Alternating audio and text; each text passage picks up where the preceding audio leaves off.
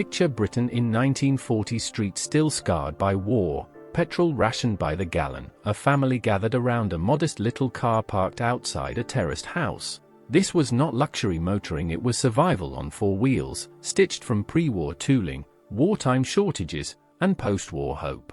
Steel was scarce, export quotas came first, leaving few cars for buyers at home. Yet ordinary Britain still dreamed of owning something that could carry them beyond ration queues and bomb-damaged streets. 10 cars defined that dream, and one car changed British motoring forever.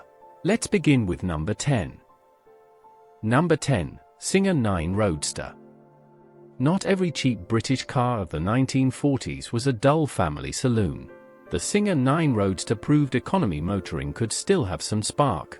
Revived after the war and built until 1949, it used a single overhead camshaft engine, a genuinely unusual choice when nearly every rival on this list relied on humble side valves. That cam-in-head layout gave the Little Nine noticeably livelier performance than its price suggested, with the post-war version's 1074cc for producing enough eagerness to make it feel almost mischievous on B roads. Its body sat on an aluminium over timber frame, a construction method already old-fashioned by 1946 but one that kept weight, and therefore fuel consumption, refreshingly low. Coventry's factory had barely restarted civilian production when demand for this open two-seater arrived, mostly from buyers wanting something with genuine character rather than mere transport. It wasn't the sensible choice. It was, for many, the fun one. And fun, in a decade this grey, mattered more than anyone likes to admit. Number 9. Jowett Bradford. Not every car on this list wanted to be glamorous. The Jowett Bradford didn't even pretend. Built in Idle, near Bradford, from 1946, it began life as a van and only later gained side windows and seats to become the utility a passenger car in the loosest possible sense. Under that basic bodywork sat something genuinely unusual, a flat twin, side valve engine of just over 1000 cc, an engineering choice almost nobody else in Britain was making. It was simple, light, and remarkably cheap to run, which mattered enormously to small tradesmen and rural families rebuilding their lives after war. Purchase tax favored commercial vehicles over private cars, so some buyers ordered it as a windowed van instead, sidestepping the taxman entirely. That loophole tells you everything about 1940s Britain's relationship with money. Nearly 40,000 were eventually built.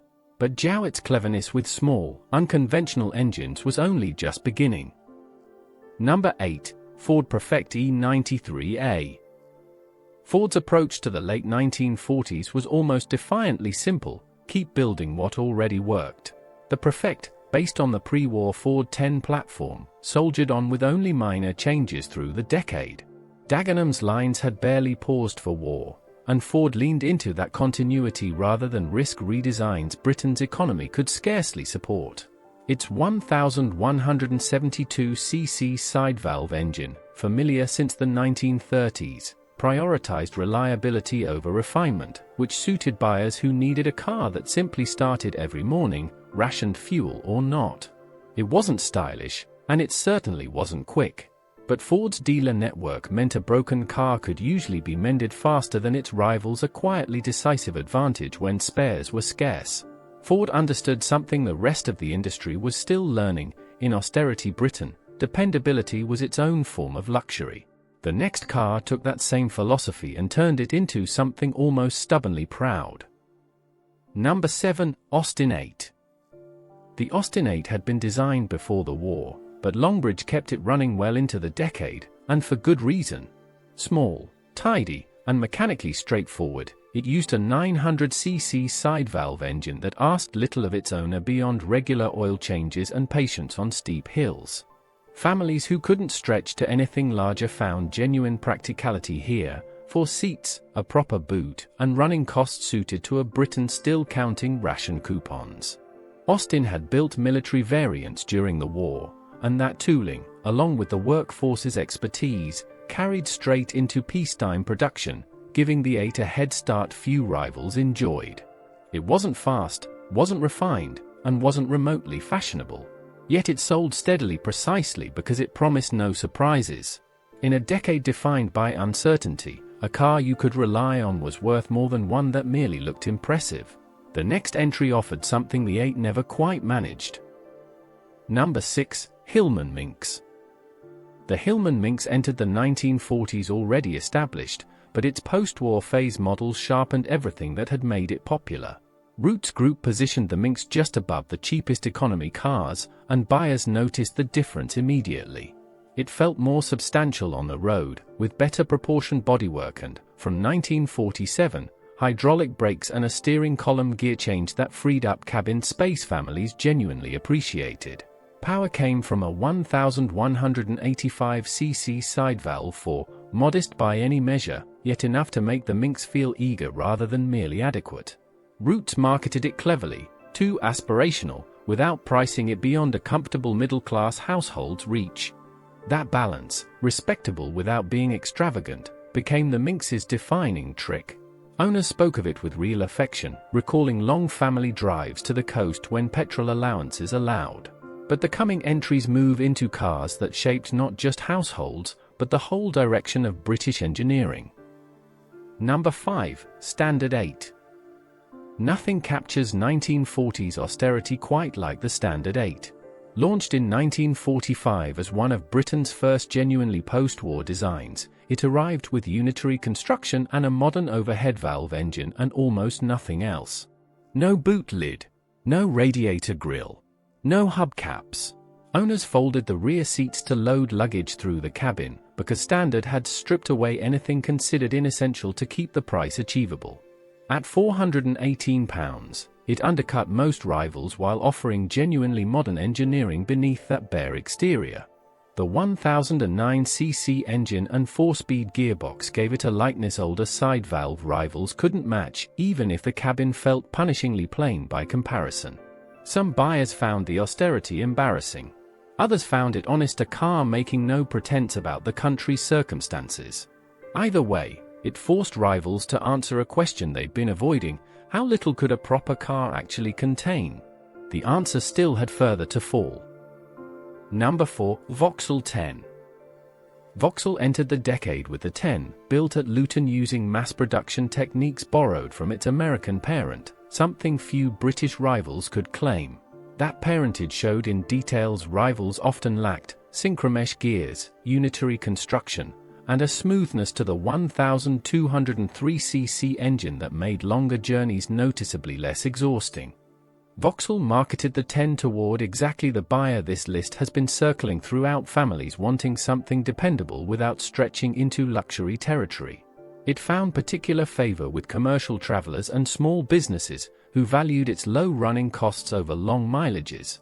Wartime production shifted Luton toward military vehicles, but the knowledge gained building for the armed forces fed directly back into post-war refinement.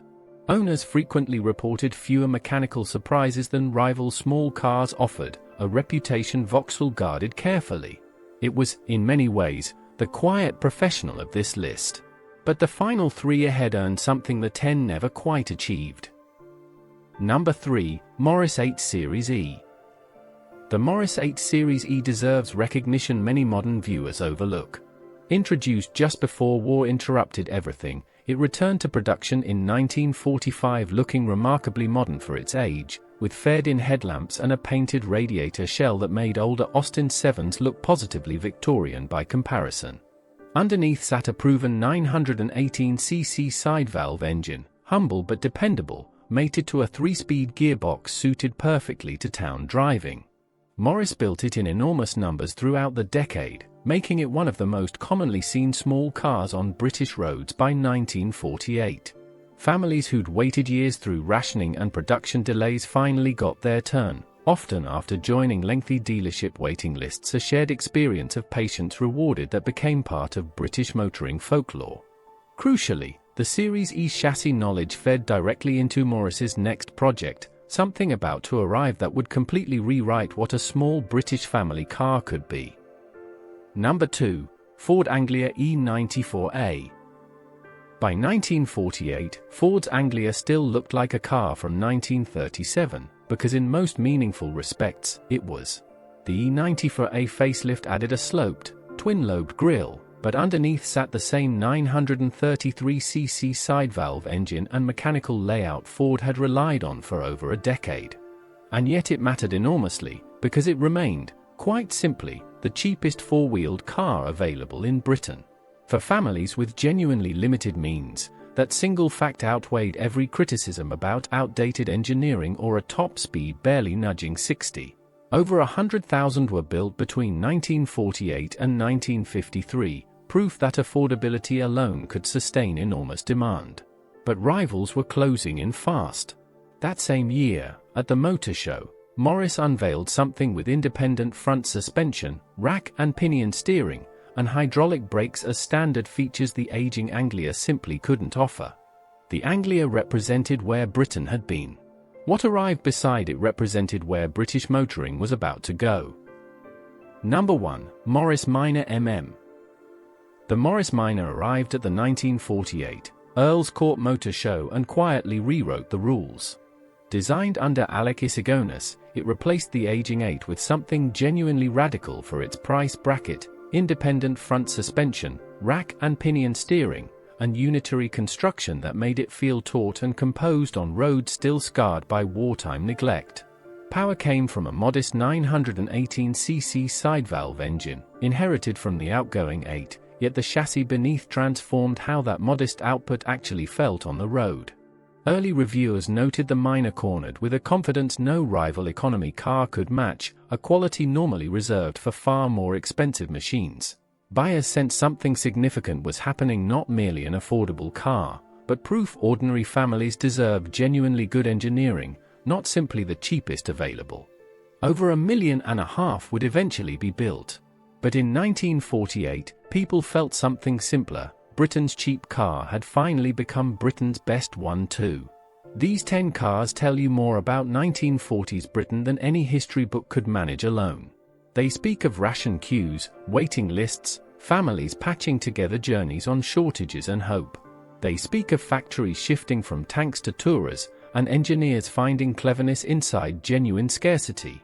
Everyone carried someone's grandparents to work, to weddings, to seaside afternoons still remembered fondly today. Perhaps yours was among them. Which car would you have chosen, and which one truly deserved number 1? Tell us below, and subscribe to Britain Rewind for more forgotten stories from Britain's roads. Because some cars simply refuse to be forgotten.